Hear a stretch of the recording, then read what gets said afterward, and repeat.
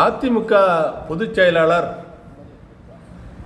முன்னாள் முதலமைச்சர், இந்நாள் எதிர்கட்சி தலைவர் தன்னுடைய நிலை மறந்து, தகுதி மறந்து, அரசியல் நாகரிகம் இல்லாமல் பொதுவெளியில் பரப்புரை கூட்டத்தில் பேசுவது என்பது மிகவும் கண்டிக்கத்தக்கது.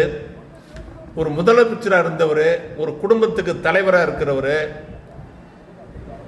ஒரு கட்சியோட பொதுச்செயலாளர் இருக்கிறவர், இது மாதிரிலாம் பேசலாமா?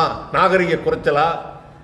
அரசியலில் எவ்வளோ வேணாலும் எதிர்கட்சியை, எதிர்கட்சிக்காரங்களை எவ்வளோ வேணாலும் கடுமையாக பிரச்சாரம் பண்ணலாம், பரப்புரை பண்ணலாம்.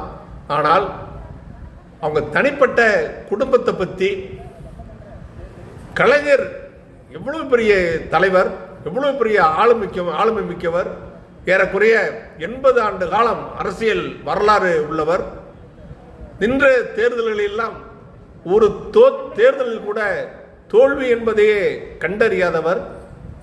கலைஞருடைய வரலாற்றை படித்தால் தமிழகத்தின் வரலாறே தெரியும்.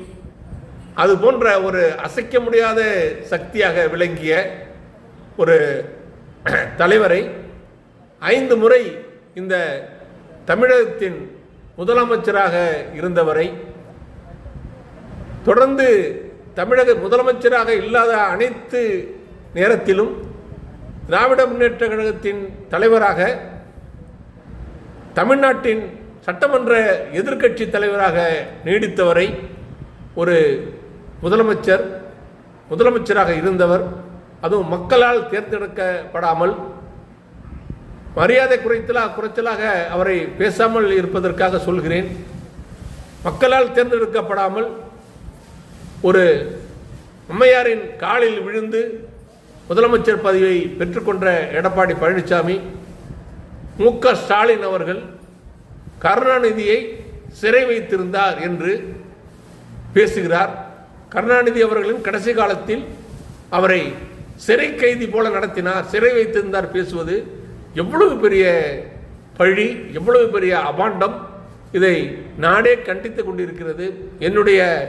நான் அண்ணாவின் வழி வந்தவன், கலைஞரிடம் தொடர்ந்து கலைஞர் வழி நடந்தவன் என்ற முறையிலே என்னுடைய 55 ஆண்டு கால அரசியல் வரலாறில் எவ்வளவோ காழ்ப்புணர்ச்சிகள் இருக்கும் எதிர்கட்சியிலேயே. ஆனால் ஒரு இறந்து போனவரை, மறைந்து போன தலைவரை பற்றி ஒரு அபாண்டமாக இல்லாததை பேசுவது என்பது மிகவும் கண்டனத்துக்குரியது.